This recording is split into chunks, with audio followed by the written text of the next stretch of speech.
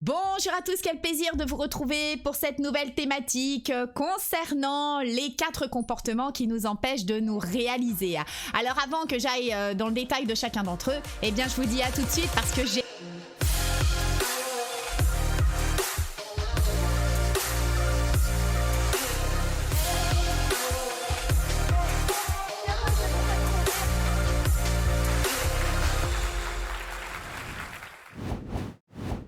Bonjour à tous, mon nom est Karine Surdo, je suis thérapeute et formatrice en hypnose. Avec mon fils, eh bien, nous accompagnons des femmes, des hommes, des entrepreneurs, des parents à libérer les éléments de blocage de leur histoire pour enfin être heureux dans leur vie. Alors être heureux, c'est une thématique qui nous tient à cœur avec Lucas, puisque lui travaille sur toute la partie design, les outils qu'il met en place. Et donc nous vous proposons cet e-book entièrement gratuit des 3 piliers pour enfin être heureux dans votre vie. Vous avez juste à cliquer sur les liens pour en bénéficier.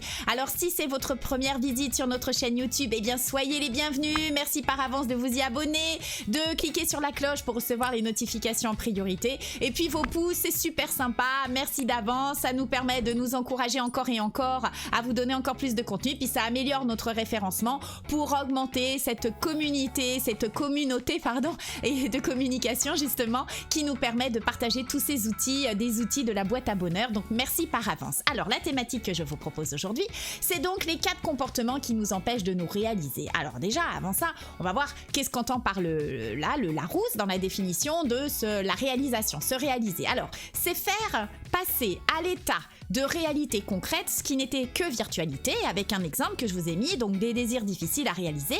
Et les synonymes que l'on peut retenir sur se réaliser, eh bien c'est s'accomplir, c'est concrétiser dans la matière notre pleine créativité. Voilà ce que c'est donc se réaliser. Et se réaliser finalement, eh bien c'est le Graal de la pyramide de Maslow, hein, c'est le dernier étage, c'est pour ça que je vous ai mis à droite cette pyramide de Maslow. C'est le dernier étage de cette montagne de vie que nous avons à franchir pour accéder à notre harmonie.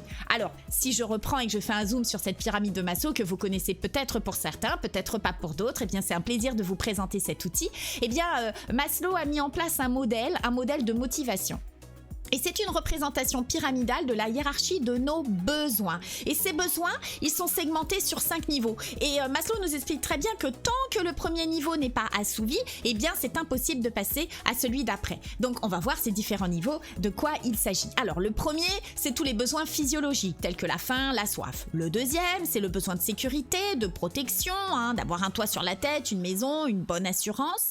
Ensuite, le troisième étage, c'est le besoin d'appartenance. Donc c'est là que vous avez les besoins sociaux, avec la volonté de fonder votre famille, d'appartenir à un groupe, une tribu. Vous avez ensuite le besoin d'estime de soi. Alors là, il y a du boulot au niveau de la thérapie quand les personnes viennent me voir et c'est un plaisir de les voir repartir avec toute cette lumière qui est la leur de cette estime. Donc là, c'est tout ce qui concerne les besoins psychologiques, la capacité de vous regarder dans le miroir, de vous donner votre valeur, d'assumer votre système de valeurs. Et puis, vous voyez, l'étage, le dernier étage, eh bien, c'est de vous réaliser, c'est-à-dire accéder à votre accomplissement. Alors, maintenant qu'on a vu ceci, pour quelles raisons c'est important de connaître les comportements qui vont m'empêcher d'accéder à cet état, cet étage de cette pyramide de la vie, où je monte palier par palier. Eh bien déjà, c'est pour vous soulager, de vous foutre la paix. Déjà, ça va vous faire du bien. Donc, enlever le poids des culpabilités, prendre vos responsabilités. Pour moi, nos responsabilités, souvent, on ne sait pas trop ce que c'est. Être responsable, on a tendance à porter les responsabilités des autres. Ensuite, d'aller vers l'autorisation que vous allez vous donner à aller bien, parce que ça s'autorise, se permet de se donner la permission. Ça va vous permettre de passer à l'action, d'aller dans votre engagement, d'aller à la rencontre aussi de ce qui bloque, parce que des fois on n'en sait absolument rien et on n'avance pas parce que justement ça bloque.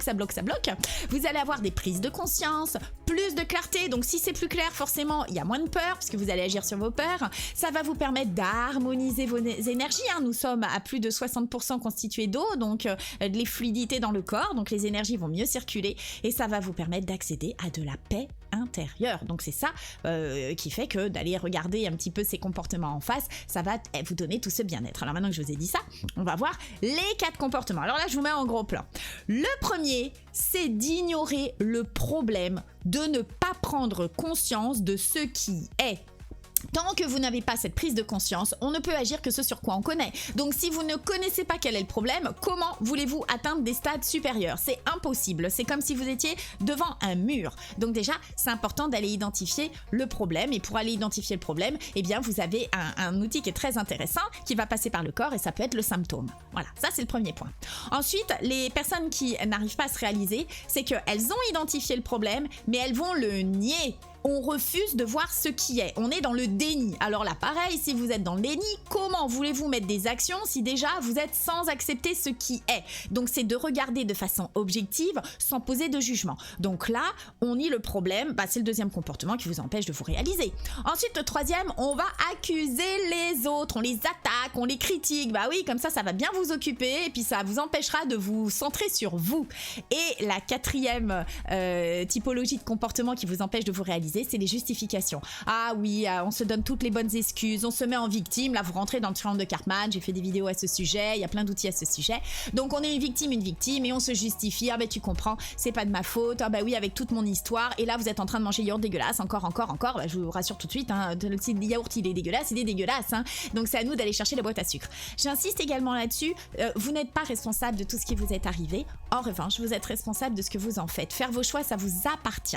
Alors, maintenant que je vous ai donné les 4 comportements qui empêchent de se réaliser, ce qui va être intéressant, c'est comment on va traiter tout ça. Et là, ça fera l'objet d'une prochaine vidéo. Alors, en fonction de quand vous avez vu celle-ci, vous aurez la prochaine vidéo avec le modèle SCORE. Donc, vous pouvez taper tout de suite dans ma chaîne YouTube le modèle SCORE. Et puis, peut-être que vous venez d'avoir la vidéo qui sort. Et bien, ce sera pour la semaine prochaine. Donc, j'espère qu'en tous les cas, avec cette vidéo, vous avez un petit peu plus de clarté. Pourquoi j'insiste là-dessus? Parce que c'est toujours pareil.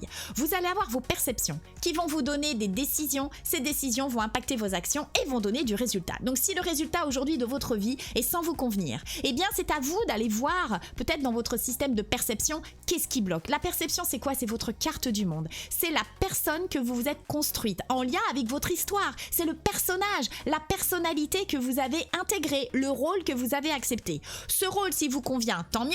Si maintenant vous souhaitez le faire évoluer, tant mieux. Donc, ça vous appartient et il y a plein d'outils aujourd'hui qui vous permettent d'aller vers votre mieux-être. Mais déjà, aujourd'hui, le fait de comprendre que ces 4 comportements que je viens de vous énoncer sont tout sauf vous permettre d'évoluer, d'aller vers cette réalisation de soi, eh bien, si vous en avez conscience, vous allez déjà pouvoir regarder de façon objective ce qui bloque, changer vos perceptions, donc faire évoluer vos décisions, vos prises de décision et donc les actions pour faire évoluer le résultat. Vous allez avoir des effets qui vont changer parce que les causes auront été identifiées et modulées également.